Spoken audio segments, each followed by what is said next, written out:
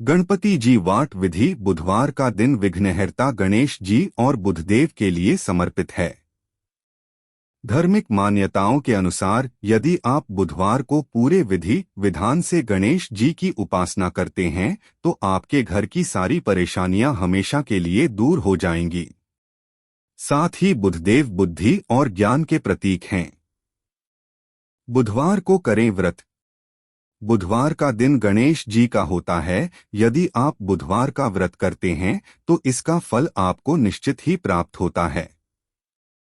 इसके लिए आपको सुबह जल्दी उठकर नित्य क्रिया स्नान आदि करके गणपति जी को रोली, मौली, अक्षत, जनेऊ, दूर्वा, दीपक, धूप, गुलहड़ का फूल अर्पित करें। भोग में उन्हें मोदक या मोतीचूर के लड्डू लगा सकते हैं। इसके बाद बुधवार व्रत की कथा पढ़ें। हरा रंग है प्रिय। माना जाता है कि विघ्नहर्ता को हरा रंग प्रिय है, इसलिए ध्यान रहें कि बुधवार के दिन हरे रंग का वस्त्र धारण करें। इसके साथ ही आप किसी जरूरतमंद को हरे रंग वस्तु या मूंग की दाल दान में दे सकते हैं। इससे आपकी मनोकामना जल्द पूरी होती है। नमकयुक्त भोजन न करें। मान्यताओं के अनुसार यदि आप बुधवार का व्रत कर रहे हैं तो व्रत के दौरान आप नमक ना खाएं, केवल फलाहार ले सकते हैं। या बिना नमक का भोजन करें या फिर कुछ मीठा खा सकते हैं। शाम को पूजा आरती के बाद प्रसाद खाकर व्रत का पारण करें।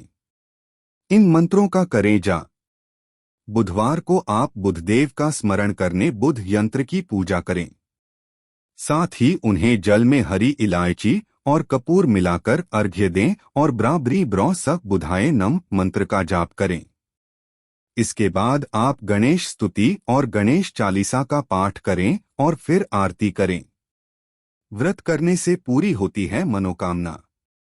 बुधवार का व्रत करने से आपके सारी परेशानी, धन हानि या रुका हुआ पैसा वापस नहीं मिल रहा है जैसी सारी समस्याएं दूर होती है।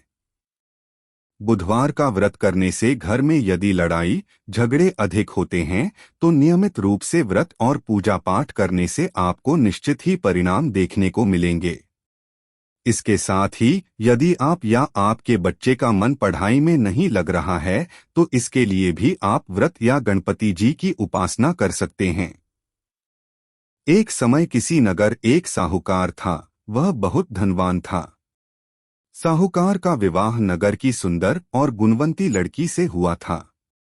एक बार वो अपनी पत्नी को लेने बुधवार के दिन ससुराल गया। पत्नी के माता पिता से विदा कराने के लिए कहा। माता पिता बोले, बेटा आज बुधवार है। बुधवार को किसी भी शुभ कार्य के लिए यात्रा नहीं करते, लेकिन वो नहीं माना। उसने वहम की बातों को न मानने की बात कही। दोनों ने बैलगाड़ी से यात्रा प्रारंभ की। 2 कोस की यात्रा के बाद उसकी गाड़ी का एक पहिया टूट गया। वहां से दोनों ने पैदल ही यात्रा शुरू की। रास्ते में पत्नी को प्यास लगी। साहूकार उसे एक पेड़ के नीचे बैठाकर जल लेने चला गया। थोड़ी देर बाद जब वो कहीं से जल लेकर वापस आया तो वह बुरी तरह हैरान हो उठा क्योंकि उसकी पत्नी के पास उसकी ही शक्ल सूरत का एक दूसरा व्यक्ति बैठा था। पत्नी भी साहूकार को देखकर हैरान रह गई। वह दोनों में कोई अंतर नहीं कर पाई। साहूकार ने उस व्यक्ति से पूछा, तुम कौन हो और मेरी पत्नी के पास क्यों बैठे हो? साहूकार की बात सुनकर उस व्यक्ति ने कहा, अरे भाई, यह मेरी पत्नी है। मैं अपनी पत्नी को ससुराल से विदा कराकर लाया हूं। लेकिन तुम कौन हो जो मुझसे ऐसा प्रश्न कर रहे हो? साहूकार ने लगभग चीखते हुए कहा, तुम जरूर कोई चोर या ठग हो। यह मेरी पत्नी है। मैं इसे पेड़ के नीचे बैठाकर जल लेने गया था। इस पर उस व्यक्ति ने कहा, अरे भाई, झूठ तो तुम बोल रहे हो। पत्नी को प्यास लगने पर जल लेने तो मैं गया था। मैंने तो जल लाकर अपनी पत्नी को पिला भी दिया है। अब तुम चुपचाप यहां से चलते बनो, नहीं तो किसी सिपाही को बुलाकर तुम्हें पकड़वा दूंगा। दोनों एक दूसरे से लड़ने लगे।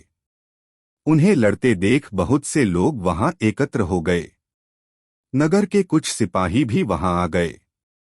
सिपाही उन दोनों को पकड़कर राजा के पास ले गए। सारी कहानी सुनकर राजा भी कोई निर्णय नहीं कर पाया। पत्नी भी उन दोनों में से अपने वास्तविक पति को नहीं पहचान पा रही थी। राजा ने दोनों को कारागार में डाल देने के लिए कहा। राजा के फैसले पर असली साहूकार भयभीत हो उठा। तभी आकाशवाणी हुई, साहूकार तूने माता पिता की बात नहीं मानी और बुधवार के दिन अपनी ससुराल से प्रस्थान किया। यह सब भगवान बुद्धदेव के प्रकोप से हो रहा है। साहूकार ने भगवान बुद्धदेव से प्रार्थना की कि हे भगवान बुद्धदेव मुझे क्षमा कर दीजिए। मुझसे बहुत बड़ी गलती हुई। भविष्य में अब कभी बुधवार के दिन यात्रा नहीं करूंगा और सदैव बुधवार को आपका व्रत किया करूंगा। साहूकार के प्रार्थना करने से भगवान बुद्धदेव ने उसे क्षमा कर दिया। तभी दूसरा व्यक्ति राजा के सामने से गायब हो गया। राजा और दूसरे लोग इस चमत्कार को देख हैरान हो गए। भगवान बुद्धदेव की इस अनुकंपा से राजा ने साहूकार और उसकी पत्नी को सम्मानपूर्वक विदा किया। कुछ दूर चलने पर रास्ते में उन्हें बैलगाड़ी मिल गई। बैलगाड़ी का टूटा हुआ पहिया भी जुड़ा हुआ था। दोनों उसमें बैठकर नगर की ओर चल दिए। साहूकार और उसकी पत्नी दोनों बुधवार को व्रत करते हुए आनंदपूर्वक जीवनयापन करने लगे। भगवान बुद्धदेव की अनुकंपा से उनके घर में धन संपत्ति की वर्षा होने लगी। जल्दी ही उनके जीवन में खुशियां ही खुशियां भर गईं। बुधवार का व्रत करने से स्त्री पुरुषों के जीवन में सभी मंगल कामनाएं पूरी होती हैं।